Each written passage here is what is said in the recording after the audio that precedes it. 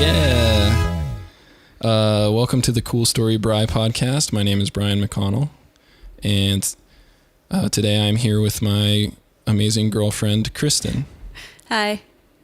And also, as our third guest, we're here with a little boy or a little girl, because Kristen happens to be pregnant. Yep. So, yeah, this was some surprising news, to say the least. Yeah. To both of us. I mean, stuff happens. Things happen. I don't know how it happened. No one's explained that to me yet. It's always a surprise when you get pregnant while you're on birth control. Right? So, yeah.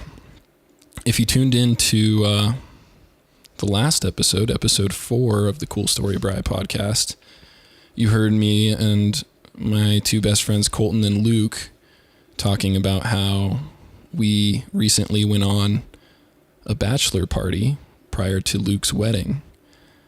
And it was a week-long bachelor party, RV trip to California. And during that whole week, I had no idea, and Kristen had found out. Yeah. Yeah, I found out while you were away on your bachelor party. Yeah, how many days was I gone when you found out? Too many. I don't know, like 5. No, when did you find out? I don't know. It was like the second day in. Okay. Yeah. Okay, so when did you leave? I flew out on that Sunday morning. I found out on Tuesday. Okay, so you had known 3 days, 3 or 4 days prior to me. I don't know. Something like that. Yeah. Anyway, well, I was gone throughout the next weekend too. So anyway, yeah. I'm lucky enough to have an amazing girlfriend who kept this a secret while I was on a bachelor party and purposely didn't tell me because she knew she wanted me to enjoy the bachelor party and I'd probably stress out otherwise. Right. Which is very cool. I appreciate it. Thank you. Yeah. I just know that I wouldn't, if I was in your spot, I wouldn't have wanted someone to tell me some crazy news like that while I'm out trying to have fun. Yeah. So. We were texting when we got back to Colorado. We were texting each other back and forth. And so I was only a few hours away and you kept asking me, when are you going to be home? When are you going to be home? And I kept telling you about 3 or 4 hours. Yeah, you said that every single time I asked you, like 3 or 4 hours later, I'd be like, okay, where are you at? We're still like 3 or 4 hours away. Well, you know how it can be. Yeah. So yeah, there was one point where you jokingly broke up with me, and because we do that stuff all the time through text message. Yeah, I was like, that's it, I'm done, something like that. Yeah, and so right after you told me, I was like, hey babe, next time a guy knocks you up, you should probably not break up with him through text message the day that you tell him. Yeah. So yeah. Anyway, if babies aren't your thing, if pregnancy isn't your thing, you probably already stopped listening. But my plan for today was to actually hopefully go over some things that are common misconceptions when it comes to pregnancy. I'm going to let Kristen do most of the talking on that because I'm completely ignorant to the whole baby thing. And honestly, I mean, even if babies aren't your thing, I still think you should listen to this because if you're ever going to be around someone who might be pregnant, or if you ever plan on getting a girlfriend or a wife pregnant, then you should listen. Or fuck buddy. Right. Right. It could be for anyone. So I guess first, would you mind sharing your story about the birth of your daughter, who is now 3.5 years old? Yeah. Now, for all of the queasy, how detailed people, do you want me to go? I mean, I would like you to get as detailed as possible. Okay. I mean, if anyone doesn't want to listen to this, then they can turn it off. It's a natural thing. I mean, being grossed out by something such as childbirth is a little hypocritical considering you're a human being. Considering you probably came out of a vagina too. Oh, so. Yeah, I would imagine so, right? So yeah, let's start from the top prior to your daughter being born. Yeah. Okay. So I'll just start by saying, I guess I'm like your typical American girl. I was married and I thought, oh, what's the next step after marriage? Having a kid. Sure. So that's what we did.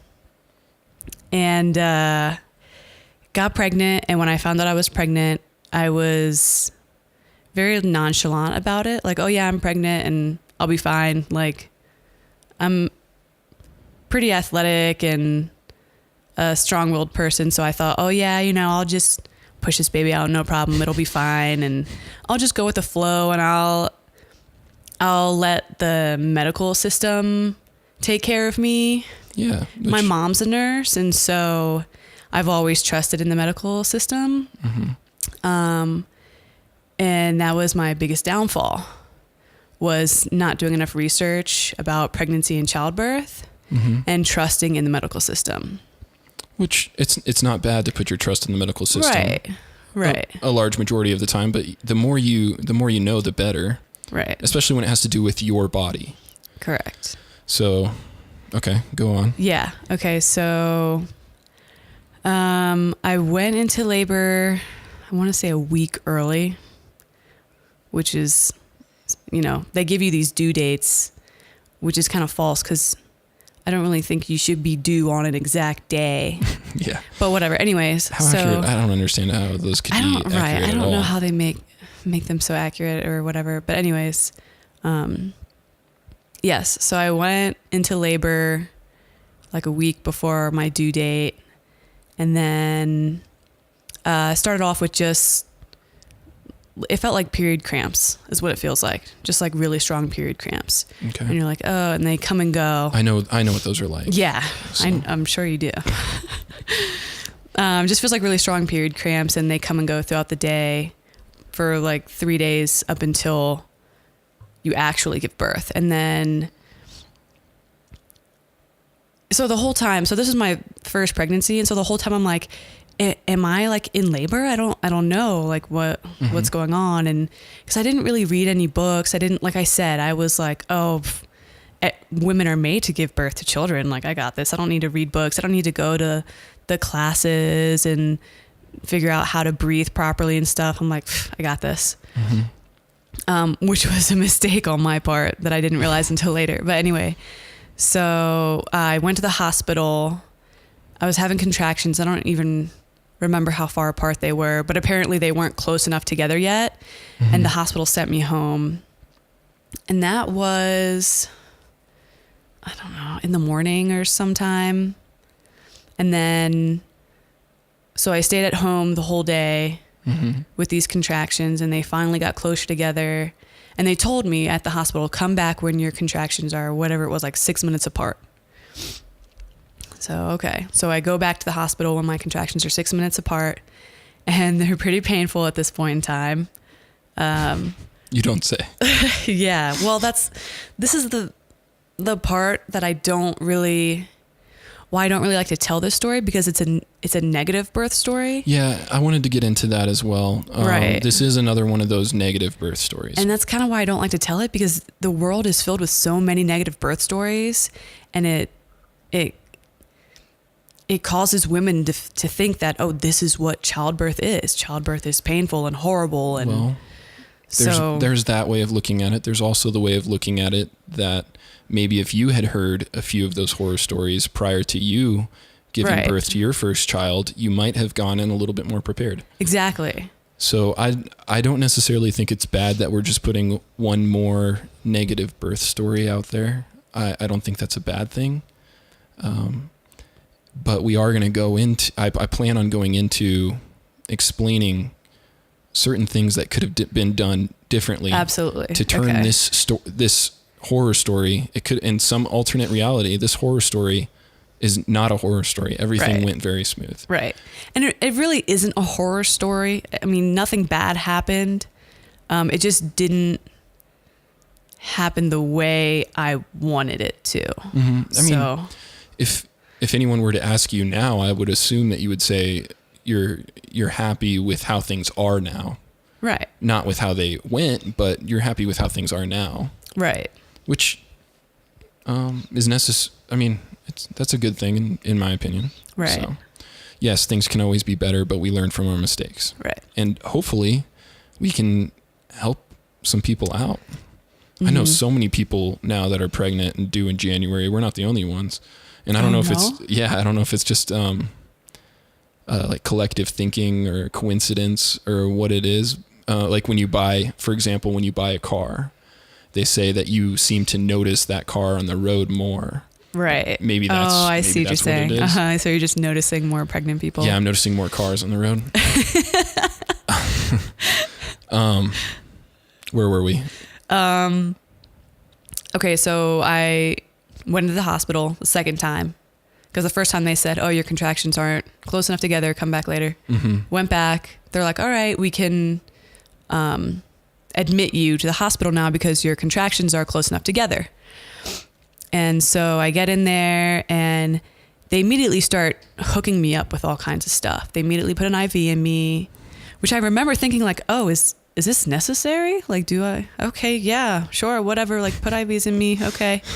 You make it sound like they were wrapping barbed wire around you. Yeah, I mean, it's weird. They treat you like you're ill, not like you're healthy. And I was very healthy, extremely healthy. Like, I mean, I had a 0 risk pregnancy. Everything was hunky dory.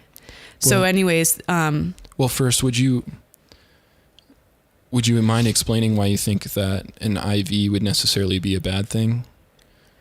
Yeah. So they put extra fluid in you I just to keep that. you hydrated. And you don't normally drink as much fluid as they put inside of you. And it causes... That's the point of an IV. Right. So this is just kind of my theory and what I've read about it. It causes the baby to retain water as well.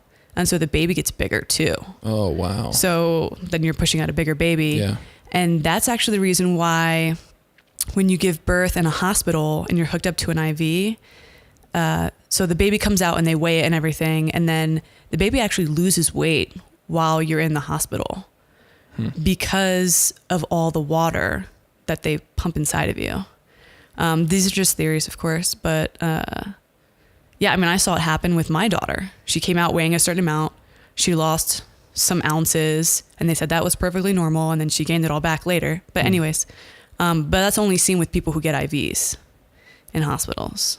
But anyways, so I get there, they hook up a monitor to your belly to monitor the baby. They monitor the baby's heartbeat. Yeah. And they put an IV in me. So you immediately, I don't know how to explain how you feel. You immediately feel like you're a robot being plugged into Not a that wall. Something's wrong with, but yeah, you're like, okay, well, now I can't get up and really walk around the way I want to because I have to sit here in this bed to make sure this monitor doesn't move and all that stuff. And later on they put me in the room and I said, well, can I get in the bathtub at least? Because I just want to like take a nice relaxing bath. And they're like, oh yeah, sure. So they did take the fetal monitor off at that point in time. And I was able to get in the bath. I mean, I still had the IV in, but, they hook it up to those rolly carts. Yeah. So I did that. And then I remember the nurse came in and said something along the lines of, because it was really late at this point. It was probably 12 o'clock at night now. Okay. And she said, all right, the anesthesiologist is here. Do you want an epidural? And I was like, yeah, sure. Now, why not? For those of people who don't know what an epidural is, why don't you mind explaining? Yeah. That? So I want to take a guess, but I'm not gonna. Okay. Yeah. So I'll just explain what they did at that point in time. So I had to get out of the bath and I had a gown on, one of those hospital gowns, and I had to sit on the edge of the bed and bend over. And the anesthesiologist said, I need you to bend over and pretend like you're a cat, like how a cat sticks their back up. That's what I need you to do. And the back of it was open. and he was at my backside, and I didn't see the size of the needle or anything, but what they do is they stick a needle in your spine. Yeah. And they inject fluid that causes you to go numb from the waist down. Or from that spine bone down, I assume, right? Something like that, yeah. I just assume. I don't know. Yeah, I just remember they were low in my lower back doing that, and it didn't hurt. Gosh. That part didn't hurt. Or maybe because my contractions were so painful that that didn't hurt.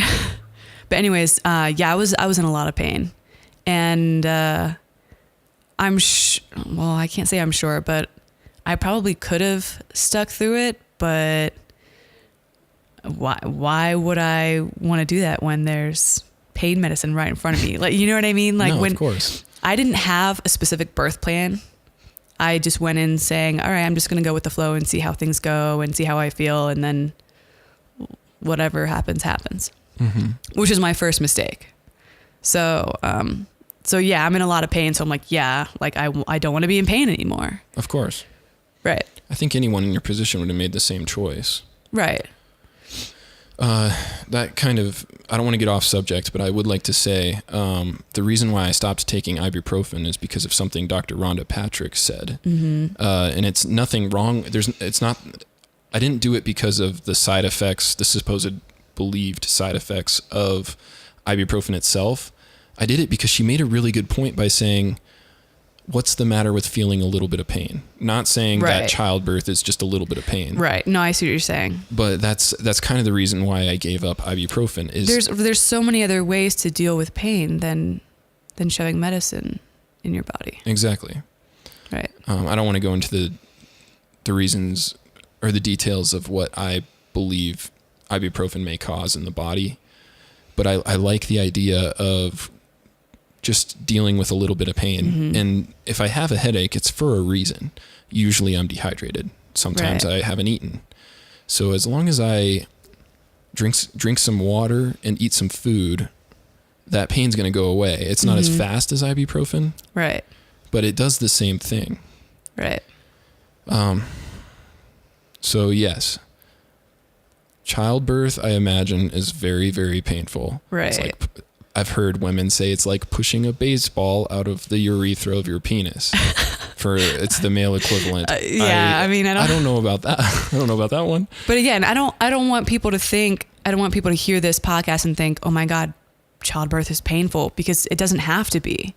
But that's what we're fed our whole entire lives. Oh yeah. Is that childbirth is painful, childbirth is painful, childbirth is painful. So you get this idea in your head that, okay, it's going to be painful. Like, so maybe even your mind creates the pain. Oh yeah. You know? So. I could totally see that. Yeah. Let's make this podcast. We'll start this podcast on a downer, and then we'll build back up at the end. We're more than halfway. So okay. No, I'm not rushing you. Okay. But yeah, I need to speed this up. Okay. So, got the epidural, and I was feeling fantastic. I'm not going to lie. You feel so good after that. I was just chilling in bed. I fell asleep for, I don't even know how long, a couple hours, I'm guessing. I don't even know. But the nurses said, all right, like now you can just go to sleep and just relax for a little bit. I think I was 4 or 5 centimeters dilated at that point in time, and you have to be 10 before they want you to start pushing. And then I remember waking up and just being like, oh, hey, what's going on? And just hanging out. It was just me and my ex-husband. He's my husband now, husband at the time, in the room. It was just us two. And then the nurses and doctors were coming in and out, which was fine. I didn't really care because I felt fine. And then at one point in time, I remember the doctor coming in and saying, oh, your water broke. And I was like, oh, cool. All right. And then them checking me and saying, oh, you're 10 centimeters dilated now. Let's start pushing. And me being like, okay, sure. I couldn't feel anything. Yeah. Like nothing. I couldn't feel the contractions. I couldn't feel the baby moving down, nothing. So I was like, okay, yeah, whatever you guys say, like, yeah, let's do it. So I remember the nurses were holding my legs up. So I'm laying down like I am now in bed with my legs up and nurses holding my legs and them saying, okay, this is how you do it. We're going to count to 10 and you're going to put your chin to your chest and bear down and push, and you're going to hold your breath while you do it. And we're going to count to 10 seconds. And then you're going to take a breath and do it again, 10 more seconds. So that's what we did. We did that for about 2 hours. And I couldn't feel anything. I mean, I couldn't tell if I was pushing. I couldn't tell what was going on down there. I remember the nurse saying at one point, all right, you're going to bear down like you're trying to have a bowel movement. And I remember thinking, yeah, that's what I've been doing, lady. So the doctors came in and gave me Pitocin. They wanted to give me Pitocin, which is, it helps your contractions become stronger to help push the baby out. So they wanted to medicate you some more. Correct. Okay. So I was like, yeah, sure. Whatever you guys think will help. So they gave me Pitocin and I pushed more for about 2 more hours. And again, like I can't feel anything. So that's why I couldn't get up and walk around and maybe try and let gravity help as opposed to laying back in a bed with my feet in the air. Yeah. But still that's what we did. I had my feet in the air and I'm pushing, for about 2 more hours. So I was pushing for a total of 4 hours, and that in like the medical world is a no-no. So, my epidural started to wear off. So I started feeling the contractions, and when you get Pitocin, the contractions are stronger. So it hurts way more. So I'm feeling these contractions. I'm laying back in bed, which also causes more pain. Because your body's working against gravity at that point when you're laying back. Yeah. So I'm laying back. You're trying to push a salmon upstream. Correct. Right. I have Pitocin, so my contractions are super strong.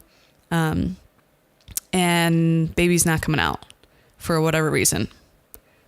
Probably because I couldn't feel anything and I'm laying back. Anyways, so they said, and I'm in a whole lot of pain at this point in time. And they said, all right, this is what we can do. We can do a C-section or we can do a vacuum extraction, and that might not work. We might have to go to a C-section anyway.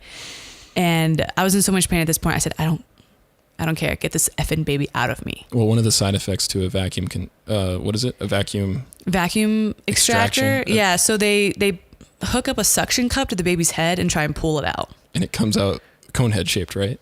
I mean, I don't think that's a side effect of that. I think that's just a side effect of a baby coming out of a vagina in general. Oh, but, okay.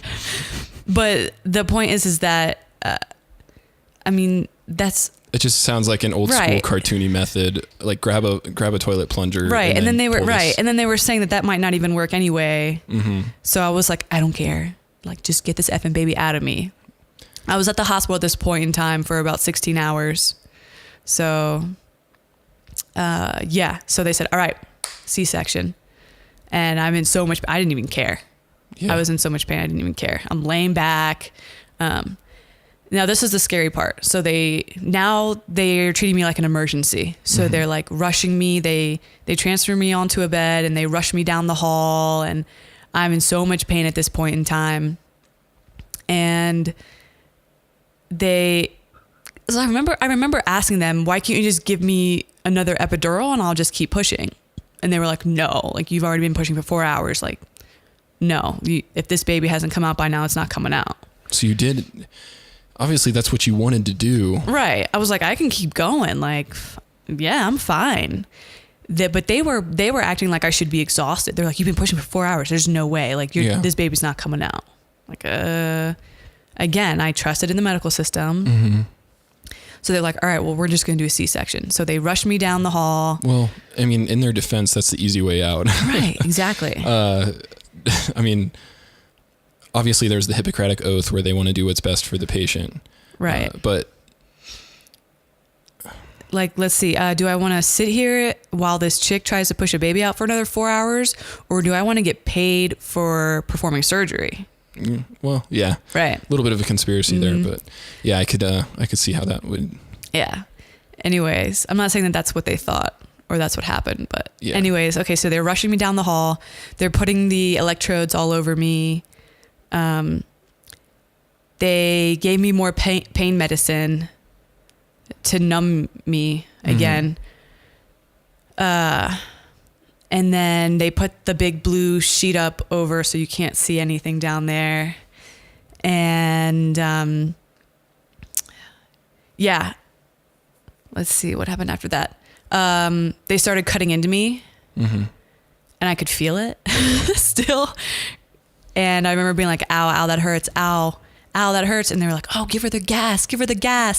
So I put this gas mask over my face, and I'm like, like sucking in this gas. And I guess it was like nitrous oxide or something. I assume so.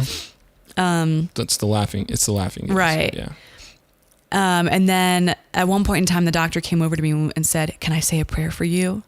And I remember at that point thinking, oh, I'm going to die during childbirth. And this doctor was to pray for me. I'm like, yes, please pray for me. I guess like I need someone to pray for me right now because I'm about to die. So yes, please pray for me. I didn't say that. I remember thinking that. And I just remember saying, yes, you can pray. Like, go for it. And then he said a prayer like over my body right before he started cutting into me. And then it just feels like a lot of pressure, and they are just digging in there. I mean, yeah, they pull the baby out. And then I heard her crying, and that was like the best sound I'd ever heard in my entire life. And they take a while to sew you back up. I remember that. I remember them taking a really long time to sew me back up and being like, gosh, aren't they done yet? But I mean, I was in la la land at that point in time. So. Okay. Yeah, we're going to wrap it up here soon. Would you mind going over some of the things that you wish would have been done differently? Yeah. So I wish I would have done more research about childbirth and what is really supposed to happen. You're not supposed to be lying back in a bed. And these are just theories. I read that epidurals and other pain medicine affect the way you feel, and so it's harder to get the baby out. And along with Pitocin, that when you use drugs and medicine, it actually causes your chances of getting a C-section to increase. I wish I would have read that. I wish I would have known that there were other ways to give birth, and that everyone needs to learn about childbirth and what happens when the baby comes out, and the proper ways to deal with pain and how to relax, because the real way to get a baby out is to relax, and you don't even need to push. You don't need to do all that pushing that they tell you to. You just need to relax, because that's how your muscles open up. You need to relax so your muscles open up to get the baby out. I just wish I had done more research and talked to more people about it. Yeah. Well, we, you and I both went and visited this one birthing center. I don't know. Can you kind of explain a little bit about that? Yeah, so that was supposed to mimic more of like a home birth. So they didn't have any drugs there. They don't do C-sections there. If you had to have a C-section, they would transfer you to a hospital. But they do, it's basically like having a home birth in a center where specialized nurses work. So it makes you feel more relaxed and like at home. It was very relaxing. Just, I mean, for me, everything's relaxing. I don't have to give birth. But what I liked about it is they had beds, and they had these 4 rooms. Each one had a bed. Each one had a bathtub. Each one had what looked like a sex swing that you can hold on to, because they promote movement while you. Why give birth in one position when you can move around and get comfortable giving birth? So. Anyway, I hope this was uplifting enough at the end, because it pretty much was a 25-minute horse. Yeah, that's. But we're gonna do things a little differently this time, and we'll report back to you in January on how things turned out. I suppose you'll probably have a baby on your nipple at that time. Right. So, yeah. Thanks for listening, guys. I think this is it. Bye. Bye.